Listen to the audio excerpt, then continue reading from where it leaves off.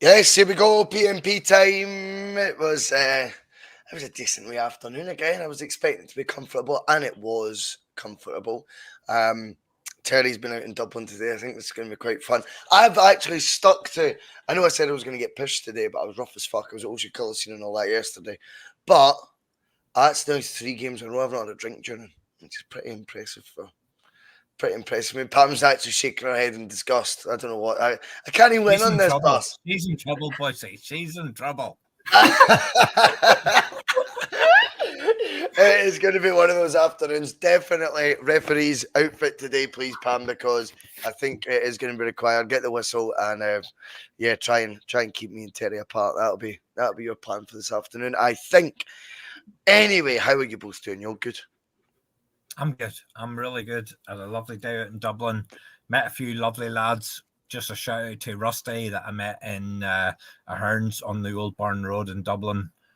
Just randomly rocked up. Seen I was watching the game on TV. Come over, bought me a drink. We sat. We had the crack. We watched the game. Blah blah blah. Just your average day in the south of Ireland. I'm in a child's bedroom here, which has got blue in the background, which wouldn't normally be my color of choice, but it is what I it think you is. said So that last time as well.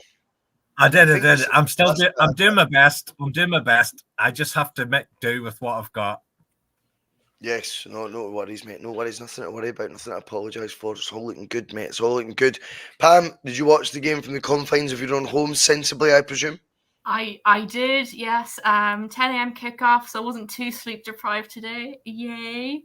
Good. Yeah, happy with the game overall. And, you know, I have been made acutely aware of my referee position for today. So I tried to make some makeshift yellow and red cards. I have a yellow card here. I have a red card here, just in case they're needed. And there'll be no bullshit from this referee. I want a straight red. I'm not interested in yellows. I want a straight red, and then I'm gone. A straight red, studs up, 2-footed challenge right for the get-go. I love that. Right, okay, let's do all that good stuff. All that good stuff means give us a wee like, give us a share. Hit the subscribe button while you're here. Hit the bell, all that, so you don't miss any of the shows. If you want to become a Bhoycie Bus member, like so many of you have, $1.99 a month, but all the content remains free. We only able to do the membership because of the amount of subscribers we've got, because of the amount of viewing hours we've had, and we achieved all that in pretty quick time. So yes, we are looking forward to try to carry on and build the bus even more this year. I'm sure it will carry on growing. But big shout out to like to Stephen Murdoch, if my mouse would work. Come on, I'll try one more time. There we go, Stephen Murdoch, Seamus Weatherall, Ali, Liam Greenlaw, you're in there as well. Awesome. Jim C. There's usually a few. Jim Dolan, love it. Love it. Hope you're all well. And of course, a big shout out to anyone who's watching. Nonetheless, we're already nearly 65 odd watching already live, which isn't bad for a Sunday evening considering it was League Cup duty. So, Terry, I come to you, mate. First things first, the lineup itself. I want your take on it because a couple of reasons for that. It was full strength, as full strength could be. Idah was obviously not starting because, you know, we've got him in too late for him to be up to speed. But I suppose it's still.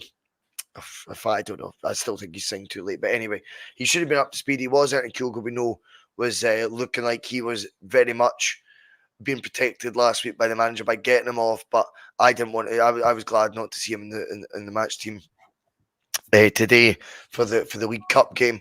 But it meant Maeda up top. I think the other glaring position was in goals. We went for Schmeichel instead of Sinasolo or Sinasolo, however you pronounce his surname. Just want your take on what you thought of the lineup, whether there was any surprise at the strength of it, or whether you think it was a good decision, whatever. I was surprised, Bhoycie. I was very surprised because I spoke a couple of weeks ago about what I think happened with Sinasolo and Kasper Schmeichel, and I think that after 3 or 4 months, the club, as in the board and the scouting staff, I think the best option they came up with was Sinasolo. And I'm on record as saying I think Brendan's gone in there and said, right, I'm getting somebody else in here. I'm getting Kasper. And I genuinely think there's been a couple of times during this summer, and again, I'm only talking through my own gut feel. I think there's been a couple of times where Brendan has probably turned around and said, you need to back me or I'm gone. And the thing about it is Brendan created this rat persona the last time he left. See, if Brendan left now, the Celtic supporters would be right behind him, because if he left now, they'll know exactly why he's left now. Whereas the last time it was probably a little bit harder to understand. I think what happened was Brendan spoke in the media, and again, he's talked about how he's not sending messages in the media. He is 1,000,000% sending messages in the media. So about 3 days before the Schmeichel deal happened, he spoke in the media about how Joe Hart had served his notice in February, March, whatever he did. We've been looking at loads of goalkeepers. There's about a dozen. All I want's a good one. I think the best one Celtic board came up with was Sinisolo, and I think Brendan's pulled rank, and he said, right, I'm gone unless you back me and get me Kasper Schmeichel. I'll take Sinisolo. I'll take him in 2 years. I'm bringing Kasper in for next season. I think that's happened. I also think last week, Brendan Rodgers has sent out a massive signal that he wanted Maeda. And after Idah came in, the interview that Brendan Rodgers done, and I do quote him, he goes, as if by magic, he arrived. As if by magic. It's not by magic. Kyogo got hurt last weekend. Brendan laid it on the line that he wanted Maeda in. And then when Maeda came in, he had a smirk and he had a laugh. And he'd laugh at his employers and the board. And he goes, as if by magic, it then happened. He also said Maeda paid his fee, not this year. There's no expectation on Maeda to pay the fee. He paid it last year, and he did, because he came in and he got us over the line in a title race that at points we were second favourite to get, and he got us over the line, and he got that. Also, and by doing so earns you what, 40 million quid? Exactly. And also the manager also made a point that we've been making on the Bhoycie Bus, not just last pre-season. We've been making this since the Bhoycie Bus started 2.5, 3 years ago. Brendan then turned around and made reference to 9 players coming in for 18 million last summer, the summer before. And he then goes, I'd prefer 3 players to come in for the same money and 3 players, which give you a better chance of getting a higher level player. So all of this, there's a lot of stuff playing out in the media here, Bhoycie, and Brendan's at pains to say he's not sending messages to the board. He is sending messages to the board. Now, going back to your original question, I thought the other keeper would have started today. And the fact that he hasn't means that it just reinforces what I've said. I think Sinisolo, I get you. I think Sinisolo was the board's choice to be the next Celtic goalkeeper. And I honestly, I fully expected Sinisolo to play today, and I expected a few other fringe players to start the game. But the fact that Brendan has gone all in with the exact same lineup as much as he could, given that Kyogo was injured, Idah wasn't fit, everything else is as big a strength as he can get. Bernardo didn't start, Sinisolo didn't start, Idah didn't start. He has gone into this game, the League Cup game, with the strongest possible 11 he could put in the field. I think that's another message to the Celtic board. I think that's still a message, as there's another, I don't even know what date we're on. I think there's 13, 14 days left. 14, 12, 13, 14. I think the message today is you still need to do more. I honestly, I was expecting that goalkeeper to get all the League Cup games, and well, no, I wasn't expecting to get Champions League, but I honestly expected that other goalkeeper to start. And I think today's message is Brendan confirming to me that Sinisolo was the board's option after all those months of coming up with a great option. Sinisolo was theirs. Brendan stepped in, he pulled rank, he got Schmeichel, and he's doubled down on Schmeichel, and he has said, the guy you brought me in, he may be for the future, but Schmeichel's my man. And I genuinely didn't expect to see that today. I thought Sinisolo would have played. That's just the one omission that made a surprise to me. I really wasn't expecting many more changes, but I thought that goalkeeper would come in because those who subscribe to this is the Celtic board planning for the future. If that was what was happening, Sinisolo would have played today. If this was a double goalkeeper signing where the board were saying, right, we're bringing in Casper, he's for now, Sinisolo's for the future. If that was the plan, Sinisolo would have played today. Yeah. Because if he doesn't play today, he does not play all season unless Kasper Schmeichel is injured or suspended. Yeah, I think there's a lot of truth in that. I think you're absolutely right. But see that there's another side to it as well, Pam, which is worth discussing also is it's crucial that Kasper Schmeichel keeps getting more game time right now in terms of his integration into the team as well. We can't just I think there's a backhanded compliment in the fact that we think is that you just eating your dinner live on YouTube, mate. Don't want to be doing that, Terry. Curly Wordy. Don't be Curly eating your dinner Wordy. No, you know. Curly Wordy. Curly Wordy. I think that doesn't go down well. I think on other channels that doesn't go down well. You know, eating your dinner live on YouTube and that. Anyway, it was a curly willy. That's cool. That's cool. But yes, I think it would be good I think it's good for Schmeichel to be getting more of that integration into the side. I know what curly willy is, mate. Fucking hell, it's gonna be a long night. He stopped talking for the first like 15 minutes. Cards now. He's taking his first breath. He's eating a curly willy and still wanting the attention back on him already. Fuck you. What are you putting in those vodka, Terry? Huh? I mean, my first drink and all. Oh God. Right, Pam. Schmeichel, it is important to get more integrated into the team. That's why he started, and it was full strength throughout the rest of it. Obviously, Maeda as well. I want your thoughts on him also. Maeda comes in, obviously gets the 2 goals. Is he third choice going forward this season? So, thoughts on Schmeichel at Potent being integrated, and then Maeda as a third choice striker for the campaign? Of course, yes. Going back to the goalie. I thought it was going to be a combination. So I thought Schmeichel would start, but I thought Sinisolo would get some time in the second half. I was kind of surprised when that didn't happen, to be honest. But, you know, I think Schmeichel definitely was a reactionary move by Brendan for Sinisolo. As Terry was saying, it was definitely like a who can I text? You know, who can I bring in right now to help bridge this gap because it hasn't not been bridged in the slightest. But, you know, I think it would have been wise to give Sinisolo some time today, especially when we were 3-1 up. Give him like at least 15, 20 minutes. But you never see it enough, do you? Do you only ever see a goalkeeper subbed if it's an injury, don't you? Or if they go the other, you know, the first pick's been sent off and they've got to sub on for an outfield player. But yeah, you're right. What is stopping that happening? That's just what I would do, but mind you, I'm not a football manager. What's stopping it happening? It would be, in my opinion, would be a good balance, but you know, it didn't happen. But it is quite telling as well. It's like, what are the plans for Sinisolo? You know, if he is internal politics, that's what it is. It's internal politics. Yeah.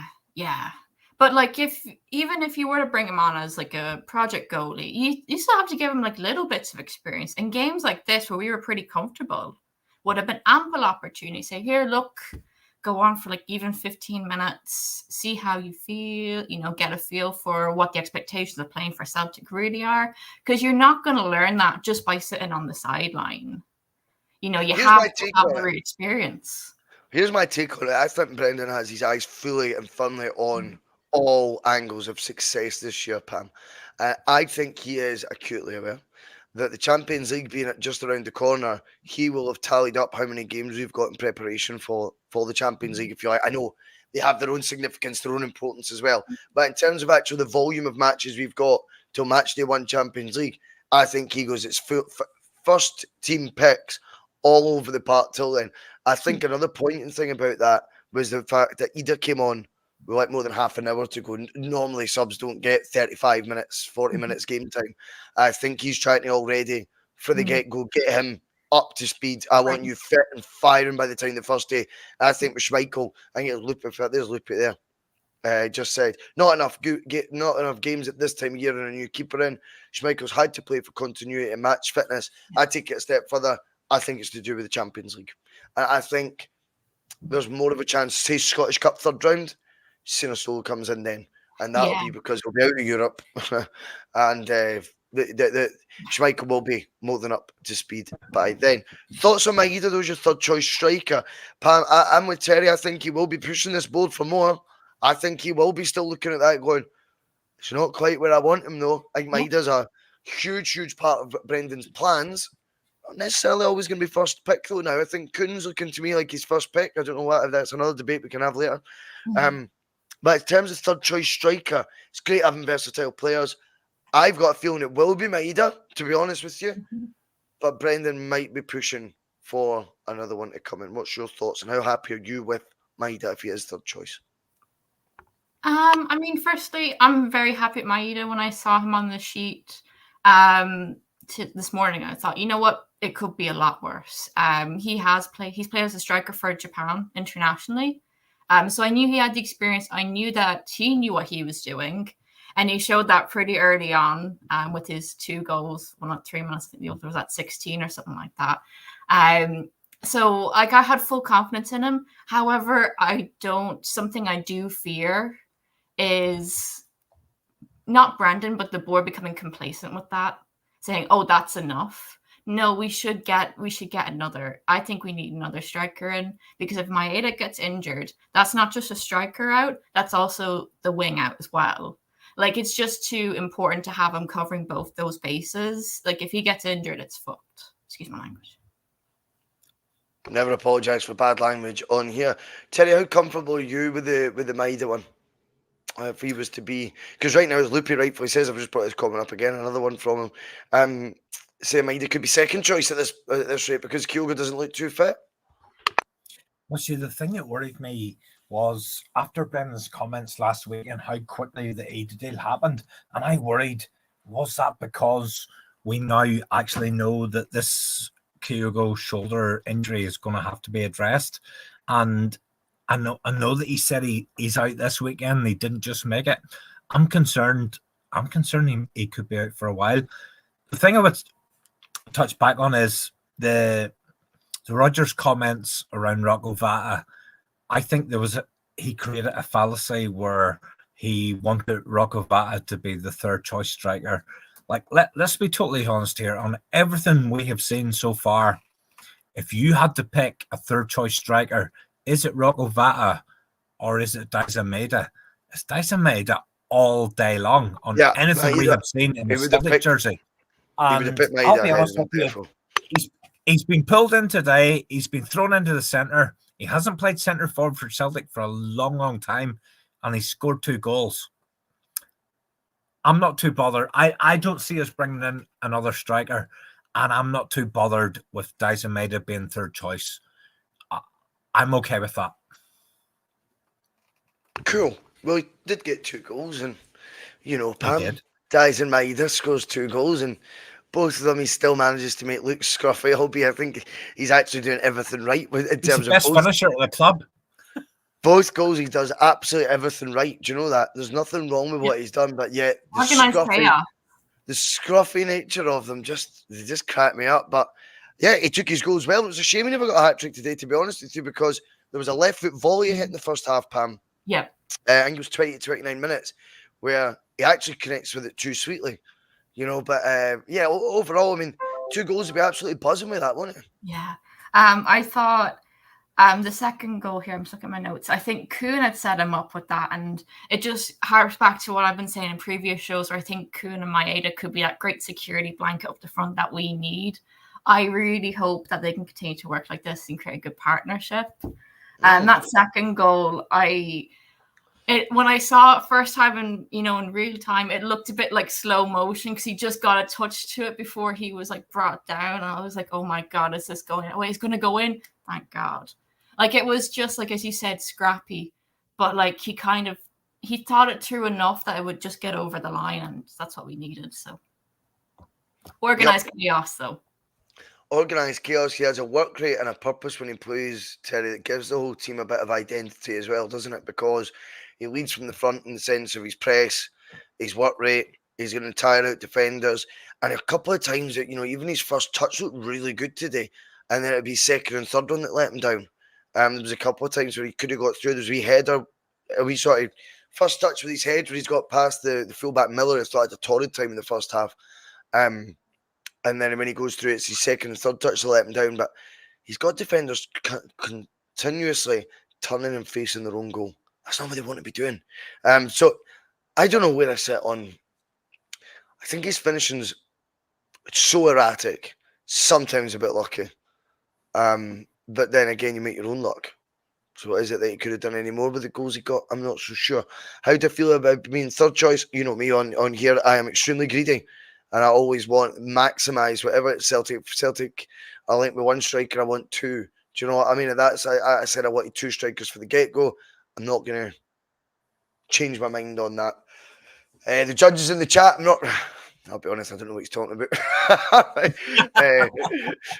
He's actually just said there's no glasses, sorry, writing all over the place.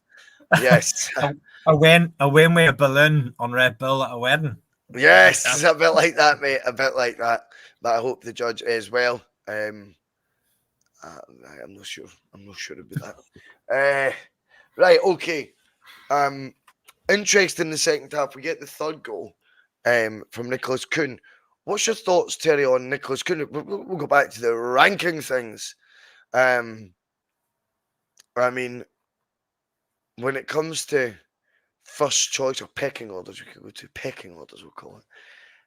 Is Nicholas Kuhn now, Terry, looking like he's the first winger's name on the team sheet when he's picking those positions, or is it because Maeda is up top, or is Forrest up there? What do you think?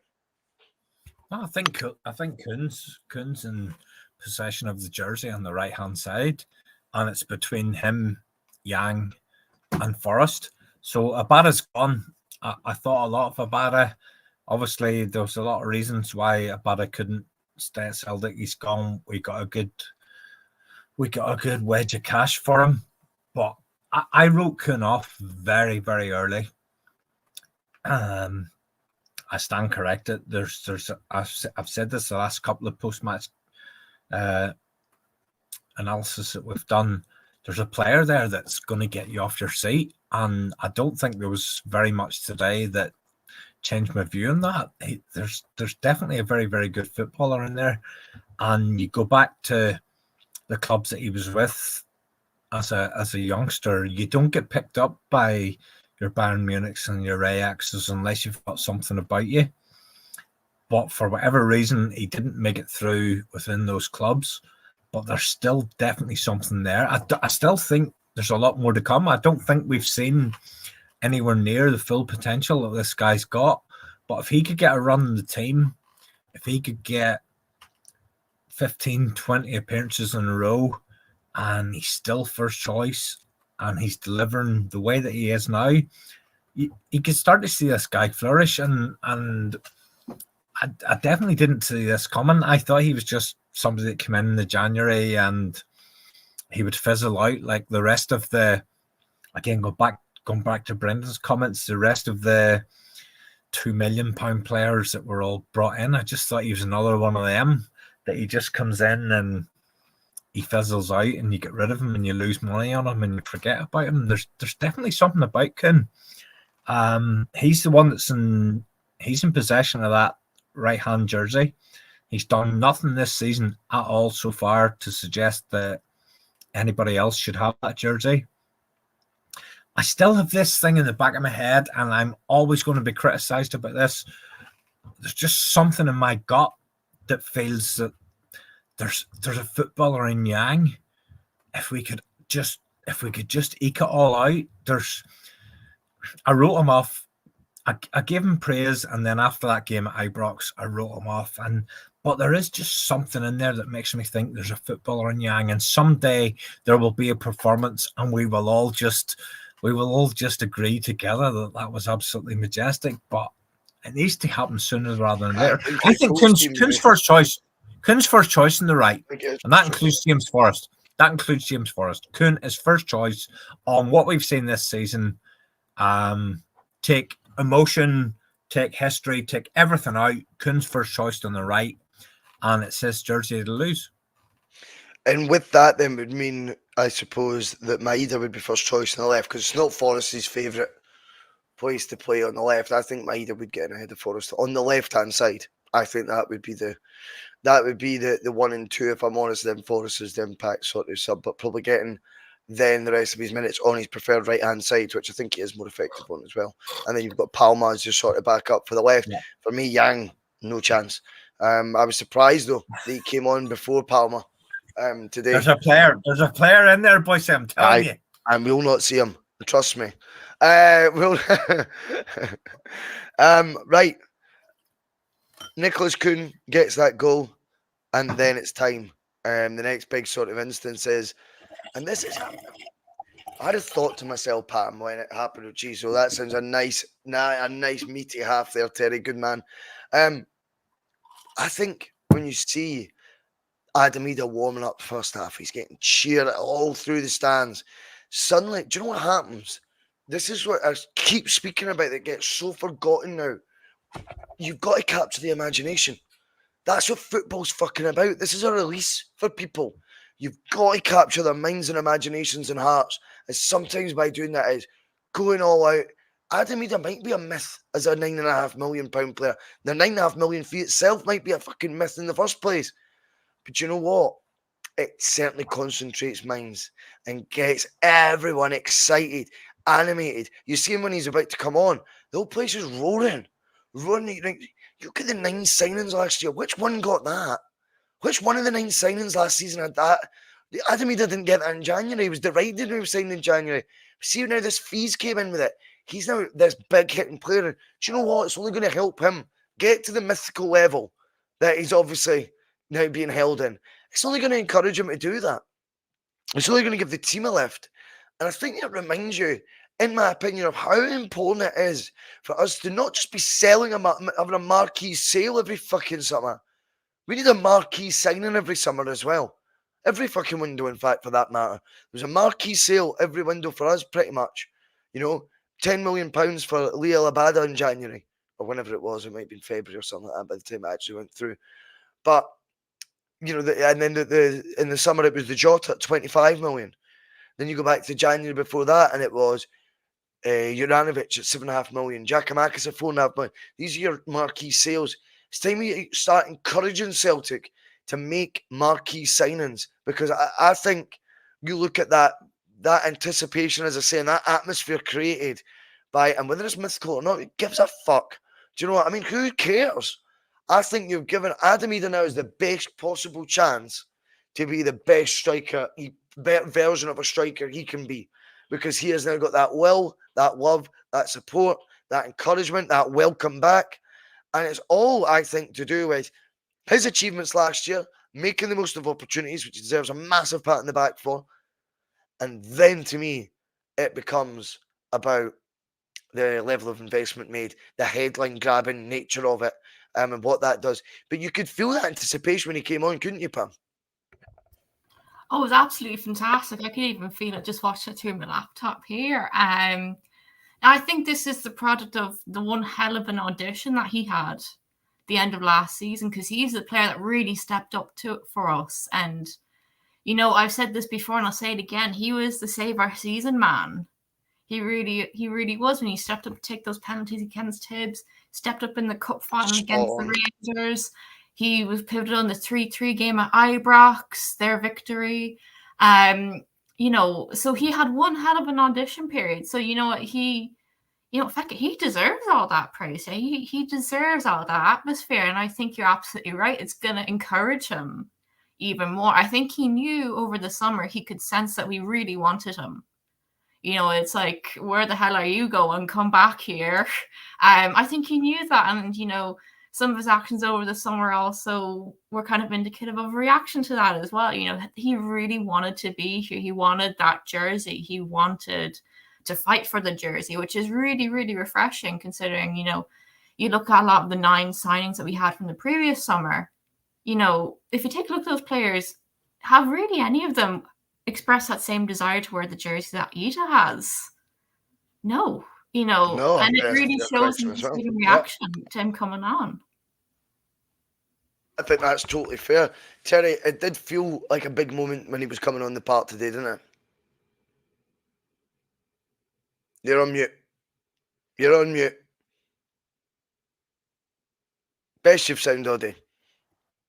I don't know. I don't normally engage in the Bhoycie Bus chat during the games because I'm watching them, but it felt like one of them moments like George Cadet from about 15, 20 years ago, where you're just expecting.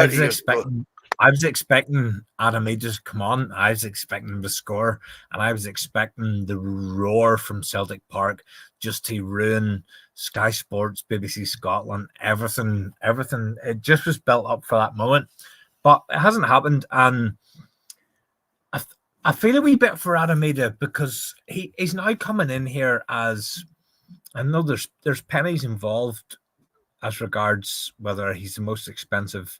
We don't really know if he's the most expensive Celtic signing of all time or not, between him and Edouard in terms of add-ons and all that crap. And even if you throw Jota in, I know Jota was 6.5, but when you add on the extra money for him going to Saudi Arabia, Jota might even be the most expensive signing. But let's just say Adam Idah, on face value, is the most expensive Celtic signing of all time.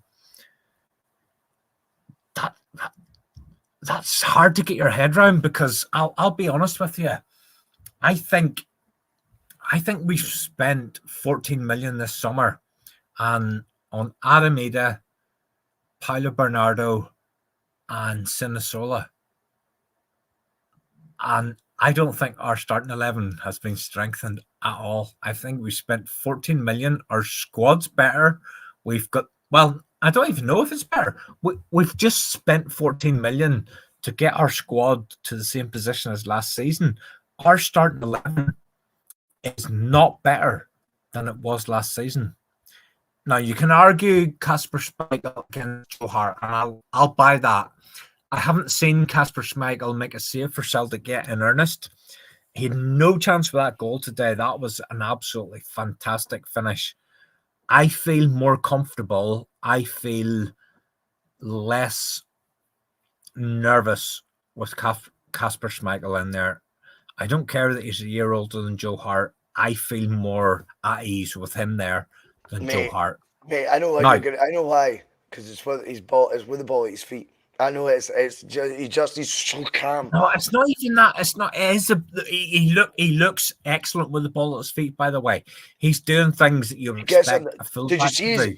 Did you see his punt at one point? It was an irrelevant moment, right? But it was so nice the way he did it. It's in the first half. He's got it. Right? He's got that covered. He did a punt. Let me finish. He did a punt before we go down that road, Terry. Joking.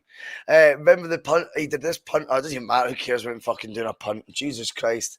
But he's good to the ball at his feet. Carry on, Terry. You're better than me, man. It wasn't a punt. It wasn't a punt, Bhoycie. It was a piece of skilled execution where he found a team member with a pass. It wasn't a punt.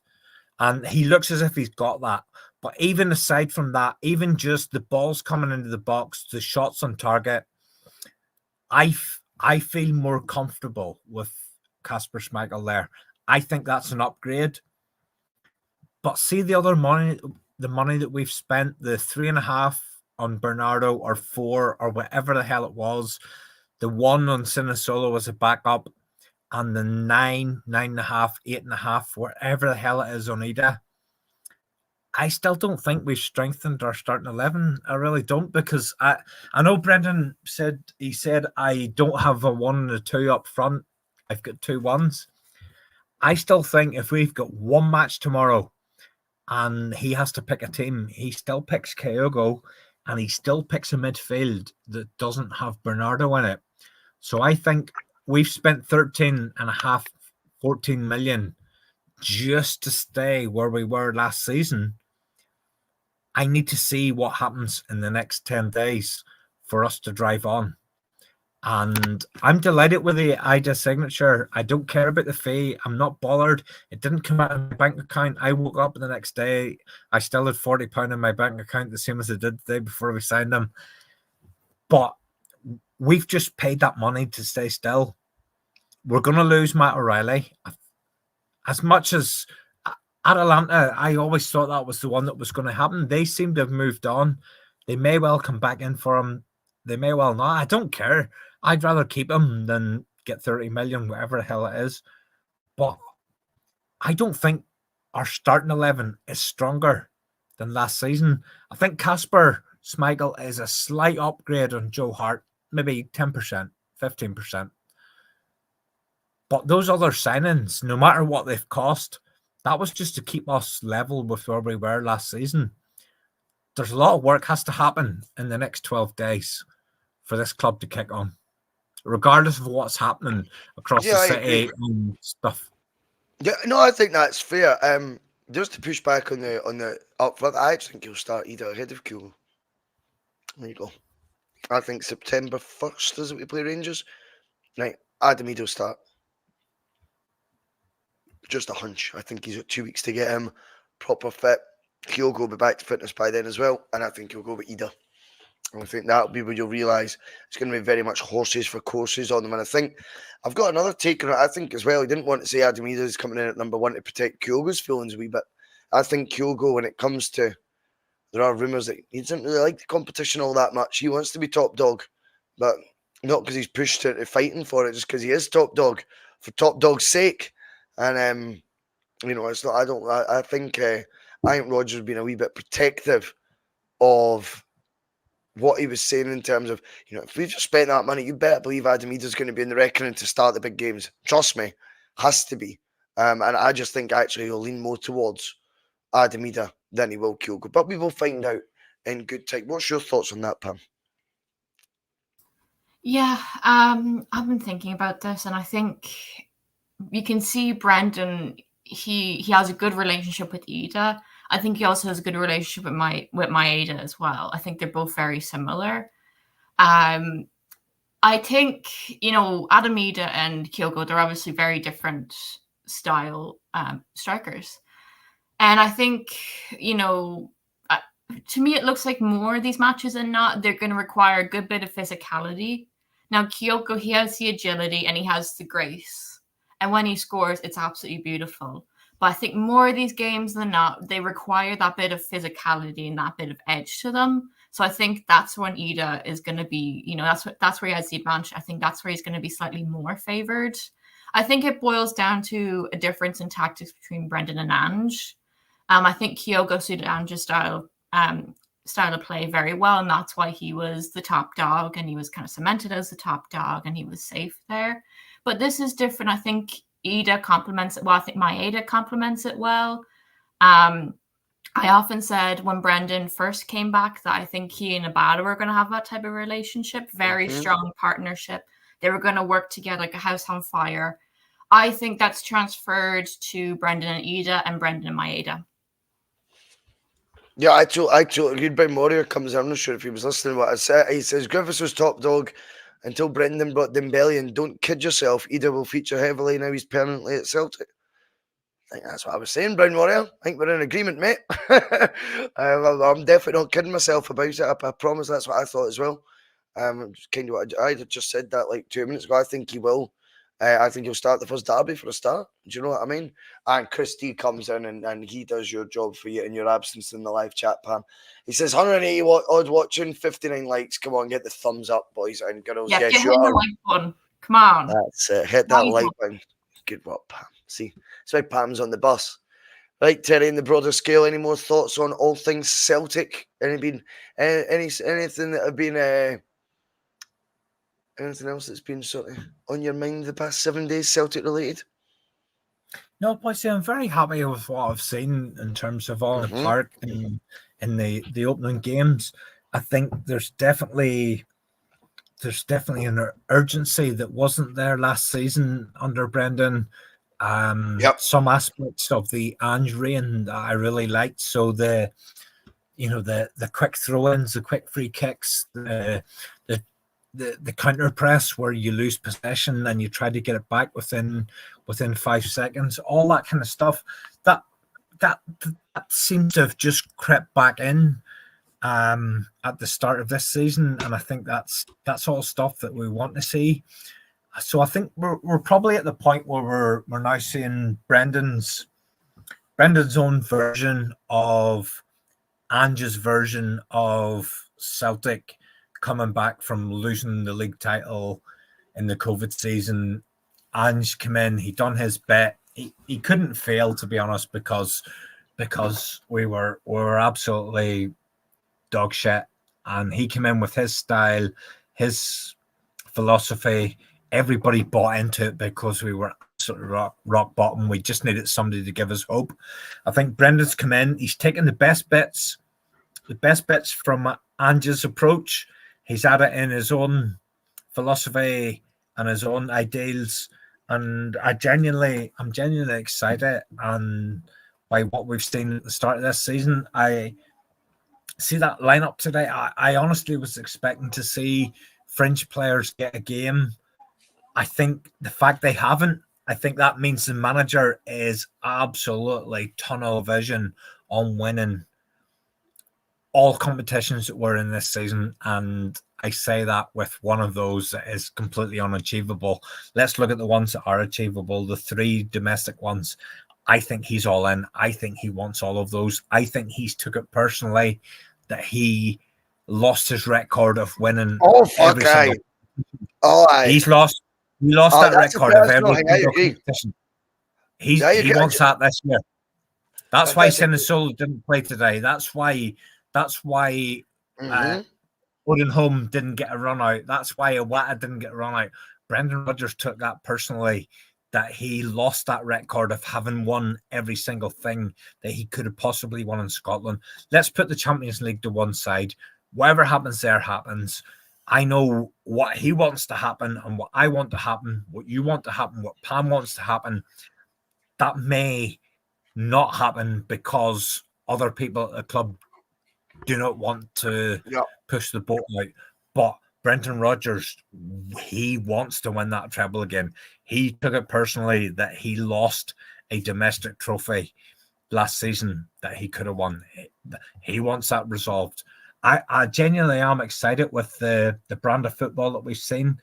I expect Matt O'Reilly to leave. I genuinely don't. I don't think that's gonna, as much as he has been the shining beacon of the last 12, 18 months, him going, I genuinely I don't expect that to change anything. I think Bernardo comes in. I think that's all been planned. It's all been worked out. Bernardo would not have came to us just to be a bit part. The O'Reilly deal will happen. He'll go somewhere. If Atalanta are done, I thought they were the ones that wanted him the most, but if they're done, it'll be Brighton, it'll be Southampton. Bernardo then comes in. It's Bernardo, Hatate, and McGregor. It's more than enough to sweep up in Scotland. I'm enjoying what I'm seeing. I think we can get better, but I'm happy. I'm happy with what's happening. It's the other competition. It's the Champions League. It's what does this board now? What do they do? Because they're in a position where they've always sort of probably measured the barometer against the guys across the city. Yep. And I know when Martin came in, he created this thing where he always measured it against Rangers. But Martin secretly knew that we were ahead of Rangers. And there's no secret now. We are ahead of Rangers. But this Champions League is now a revamped competition. It's guaranteed 8 matches. That's a quarter of what we play in our domestic season. Brendan Rodgers wants to have a tilt at this. And that doesn't mean he thinks he can win it. But what it means is he thinks we can get through the first phase and get into the next phase, which guarantees a lot more money, which allows us to then build for the following season and have another tilt at it. It's this board. They see this as a bonus. They see this as a wee extra. It's can Brendan, and he's done it through the media in the last few weeks. He's done it. We signed Kasper Schmeichel because Brendan made it clear in the media that he wasn't happy with what the board had come up with. In my opinion, and I know nothing, I think after 4 or 5 months of Joe Hart serving his notice, I think the best our board came up with was Sinisolo. And Brendan said, I ain't doing that. I'm not putting my name to that. I've got someone. back me or I'm fucking off. And he knows, Brendan Rodgers knows right now, Bhoycie, if he fucks off, he knows he's got the backing of the Celtic support because we will understand why he fucked off. So I think there's been a couple of things here. I think he's gone in there and said, that's the best you've come up with for the goalkeeper. I've got a better one. I'll get him.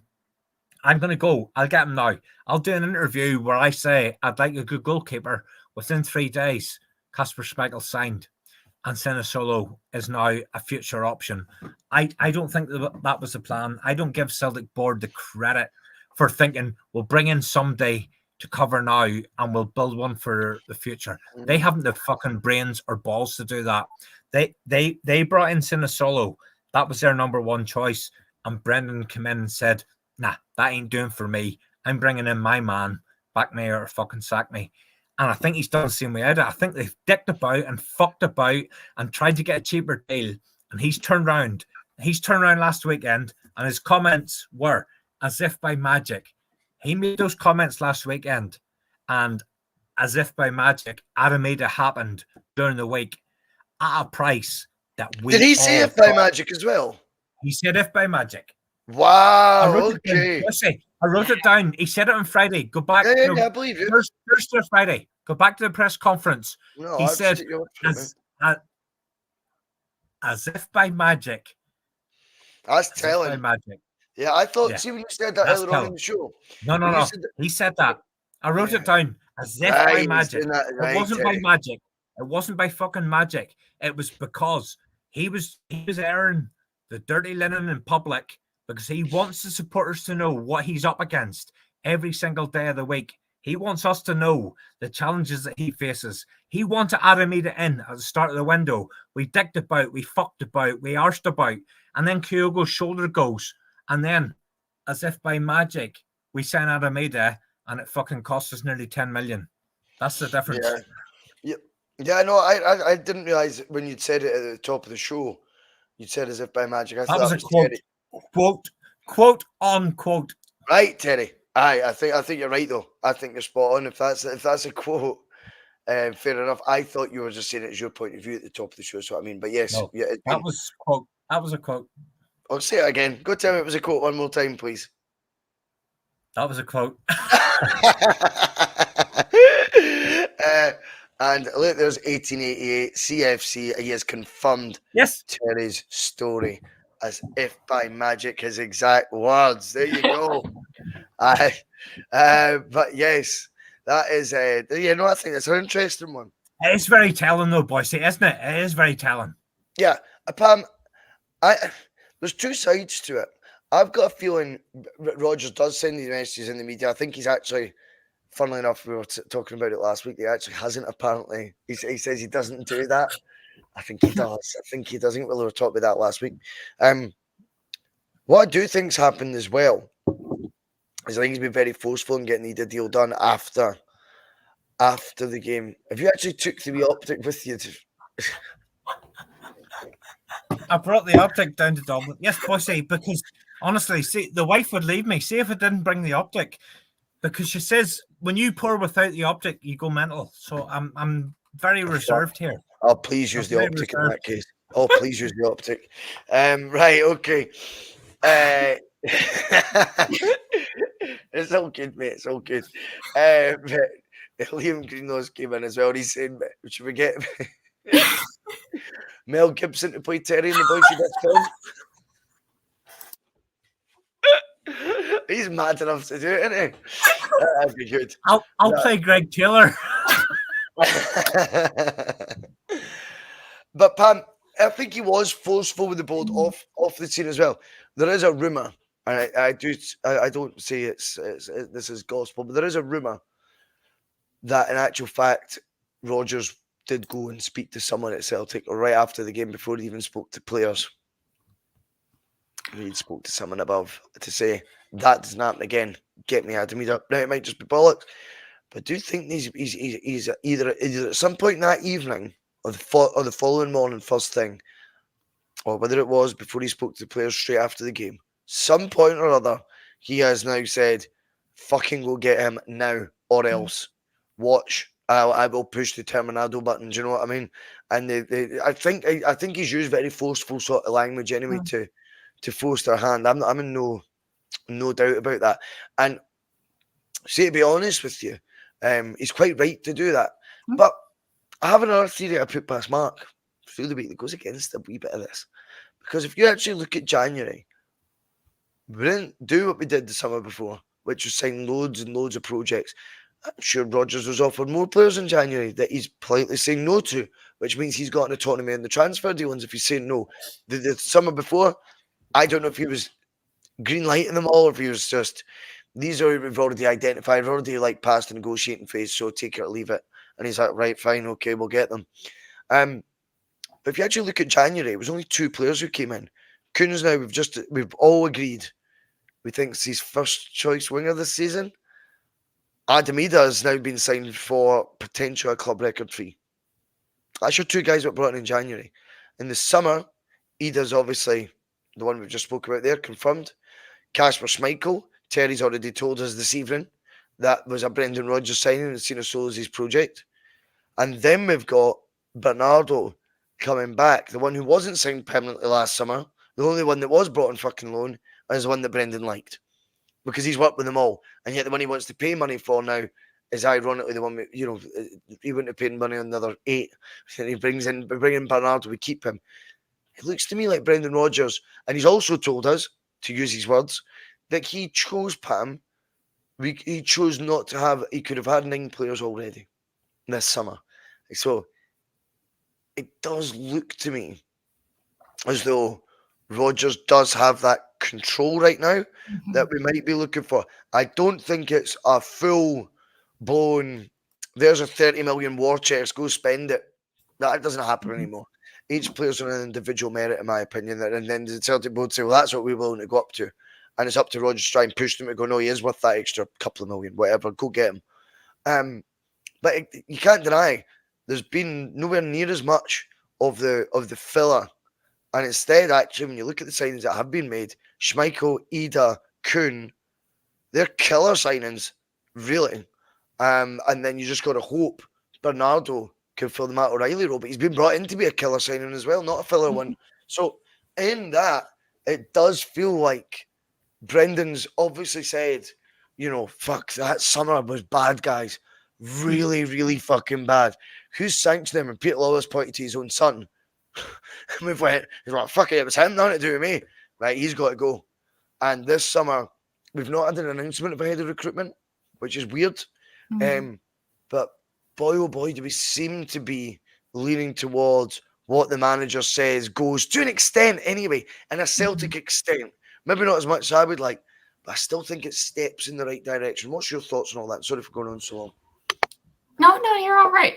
Yeah, I mean, since Brendan came back in, to be honest, I've been thinking that the nature of the relationship between Brendan and the board is quite dysfunctional and fragmented. I think the nature of that has shifted, but I think it's because Brendan has forced it to. He's really put his foot down on their necks and be like, this is what I need to keep getting results, to keep getting his money. This is what I need. I cannot keep putting up with this pish that you guys keep giving me. It's just not going to work. And part of me thinks that one of the tactics he's used is, look, give me 2 or 3 really good players instead of 8 or 9 duds. So that you still, so you're not spending too much, but at least I'm getting something that I can use. That's kind of yes, because he made a point on it, Pam. He said something like the 18 million, he would rather get 3 players in for that or whatever. So that's him already saying, rather than everyone being 2 to 3, because he went further than that. He said, these guys can then go for monstrous fees as well, and are probably more likely to. You're going to have a higher strike rate of players going on for these 20, 25 million if you're buying in the 5 to 6 million bracket. It's still a huge profit level, isn't it? And why is everything about profit? What are they going to bring to the team? So I want to know as well. But it does look like he's looking at a market of a higher ability. Now, CJ's been a couple of times here to sing Windal. It'll be Windal. It'll be principally a silent G. Windal. He's a Dutch international left back. Terry's on TikTok over there.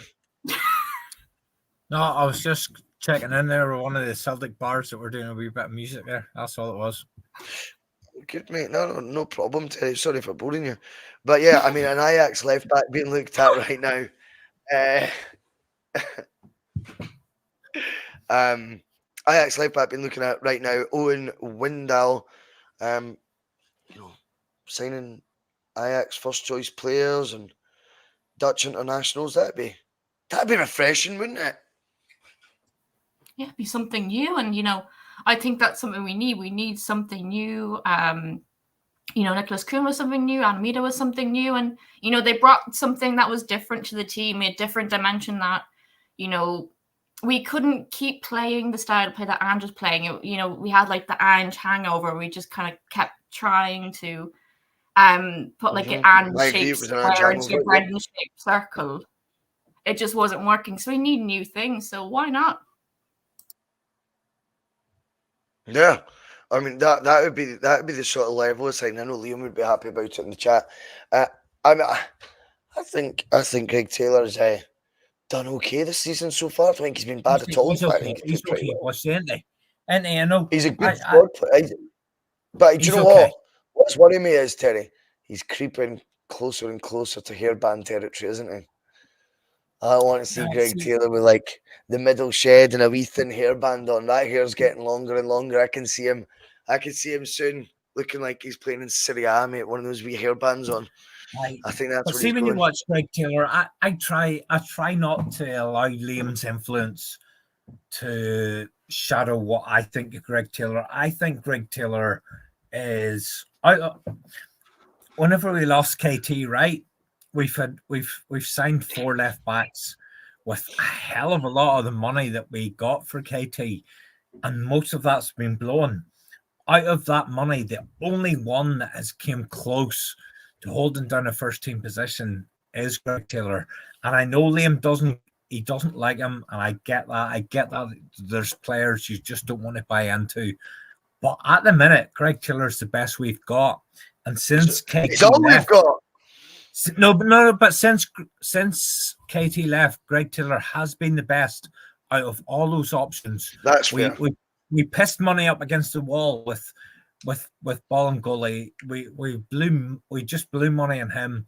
Every other single opportunity, Laxalt, we spent a lot of money on people. Greg Taylor has been the one constant that we've kept in there, because even though we haven't been able to get a player that we really want to be the one that replaced Tierney, out of all the ones that we've tried, Greg Taylor has been the best. And even Liam has to accept that there's a reason why Greg Taylor's still there. There's a reason why he's still in the first 11. He's the best of all those options that we've had.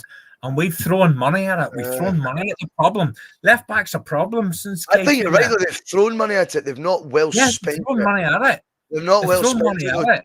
They've chucked it, mate, like the same way, hoping mud sticks and all that. That's exactly what they've done. See what they could have done would have been Greg Taylor, £2 million, and a guy of Windal's level 4 years ago. Whoever that would have been, a £7-8 million one. I go, in you come, Taylor. You will still play.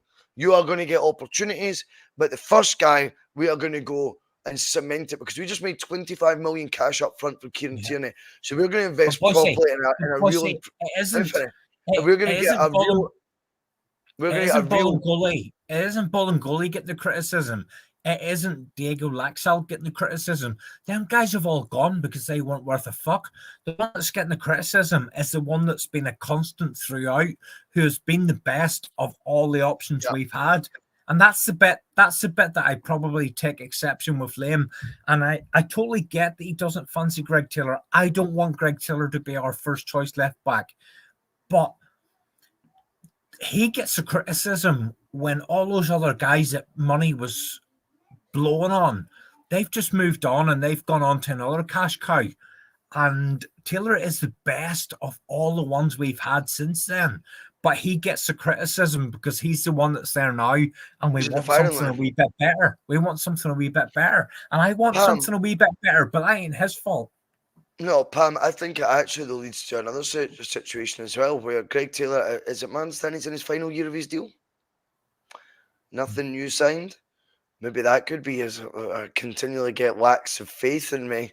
I continually know that you're in the market looking for my replacement. You've brought in 3 or 4 to try and see me off in just such a short spell. If I sign a new 5-year deal and you do eventually have the successful, even a broken clock's right twice a day, and they do get a proper left back in, whether it be Windal or whatever, and then Taylor signed this new deal, and before you know it, he's rotting in the bench, and he's only starting 10 to 15 games a season, and he doesn't really have much of a market value, I don't think. I think people would find him attractive as a free transfer, certainly. Who's going to then pay for what Celtic would say? We've got 4 years left in this deal with you, Greg, so it's 5-6 million for a guy in the squad with Scotland International, and no one wants to pay it, and we need the competition for the jersey, even if you are second fiddle. That's Greg Taylor's career, then in his mind, stalling. So I've been very intrigued by why he's not got that new deal signed, and whether it may be when Terry goes through that list, that comprehensive list like that feeling truly valued is something he might not have had yet. I hear you 100%. I mean, you just have to you have to just remind yourself. I have to remind myself of this a lot, actually. It's a really cutthroat. It's a really cutthroat atmosphere. Like really, and working in any corporation, it's cutthroat. But here, especially, I think football fans, we can be very fickle at times. Sometimes that may translate to the board. You never know. I think he is thinking about the longevity of his career at Celtic. So far, he has cemented himself as the left back, and he doesn't do. He's average. He's satisfactory. He's pretty good. But I think he'll be thinking about how long can I really keep this going, and how is my market value going to look? Essentially, if a new guy comes along and really outperforms me, how's that going to make me look? I don't know. It's kind of if I was in his position, I'd be in an ambiguous state of my future at Celtic, because it's cutthroat, and you have to consider all angles, and it only takes one person who's better than you. Pam, I think Greg Taylor's the best left back in the Scottish Premier League. What's your thoughts? And I'll be really brutally honest with you, Terry. I don't watch a lot of the other teams. I don't give them. Yeah, but you know who's out there. You know who's out there. It's between him and Redvan. Greg Taylor is the best left back in the SPL. Greg Taylor's the best left back in Scotland at the minute. And I share your view where we're sitting here and we're thinking, he's average, he's okay, he's this, he's that. He's the best left back in Scotland by a long distance. When I meant satisfactory, I mean he's good more times than he's bad. I know. Like I'm not having a heart attack if I see his name on the sheet. But I think with Celtic, there is a disproportionate focus on the Champions League for good reasons, because we're there pretty much every damn year.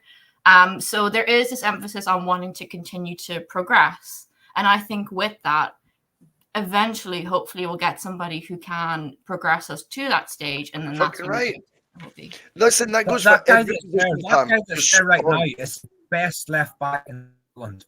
And he's the third best left back that Scotland have behind Andy Robertson and Kieran Tierney.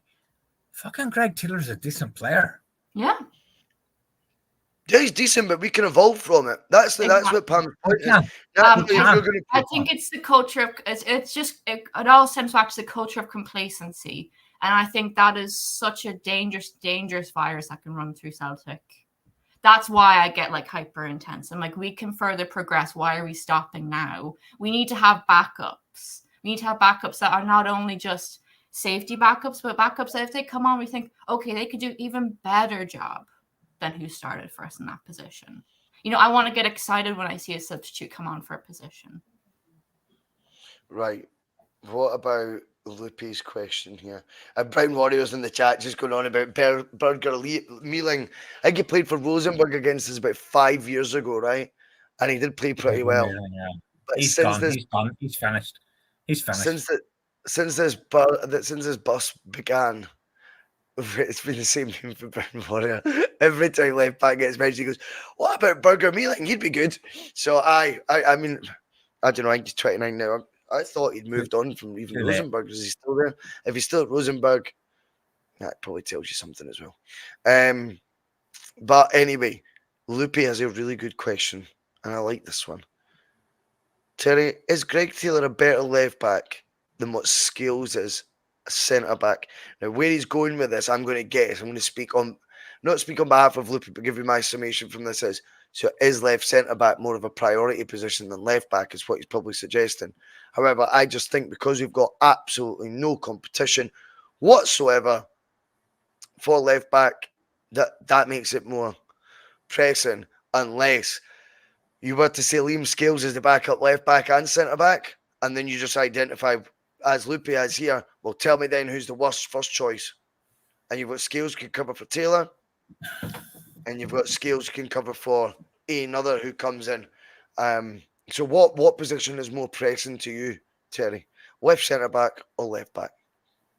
I think they're both the same. I think Loopy's question highlights how we have deficiencies in both of them, because Scales is the backup to Taylor at left back, and we focus on left back as being somewhere that we need an upgrade. We need an upgrade in both. In my opinion, we need to upgrade in both. How can we do that in this window? Do I think both will happen? Probably not. The players that I expected to come in at centre half were probably, I talked about McKenna. I actually think Scales would have seen McKenna off. I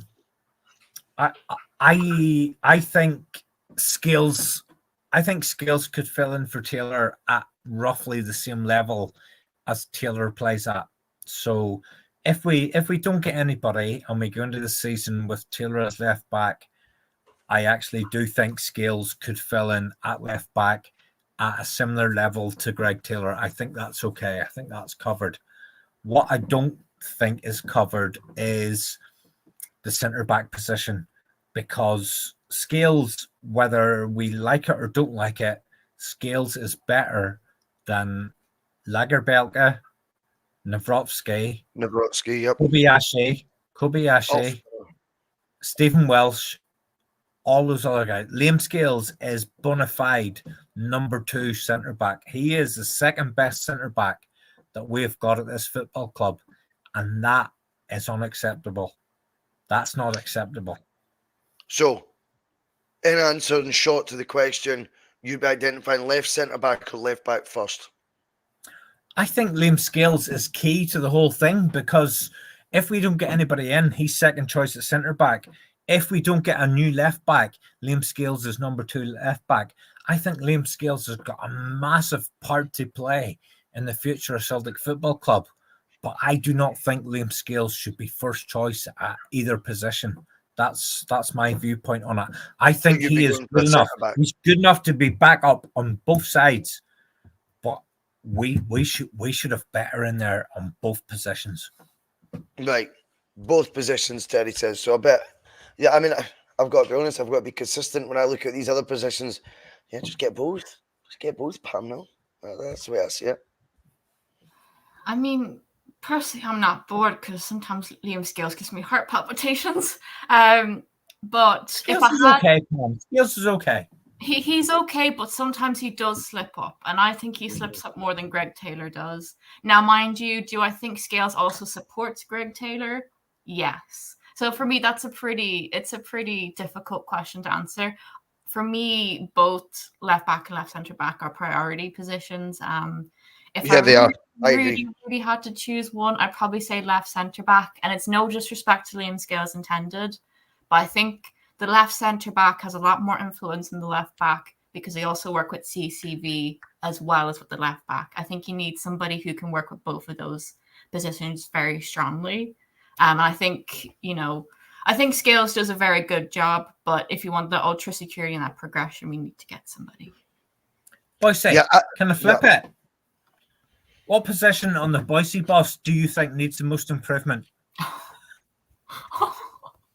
I got my cards out. Be careful. P.M.P. I am joking. No, he's not.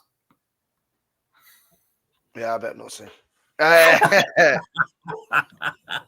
don't think that. You know what I mean? There's always somebody you would like a wee bit better, but you can just you could let them just go for another season like me. Do you know what I mean? That's definitely true. I don't know how I find myself in this position again for another whole season. I really don't get it. What did I do to deserve this? I'm really joking. Right, no, okay. I think we will leave it there. That has been a brilliant show. Really enjoyed it, Terry. You were on fire the night, mate. Really enjoyed your company. Pam, as always, good job keeping us right. And that was brilliant. Thanks to so many who's watching. There's 198 live right now. There was way over 200 at one point as well. So thank you so much for that. Remember, do give the show a wee like. Remember, if you're watching for the first time, hit the subscribe button, give the bus a try, because you will enjoy the rest of the content we've got. We do the shows 3, 4, 5, 6 times a week. So get involved. But yes, that's us out of here. Enjoy the rest of your Sunday night. Cheers.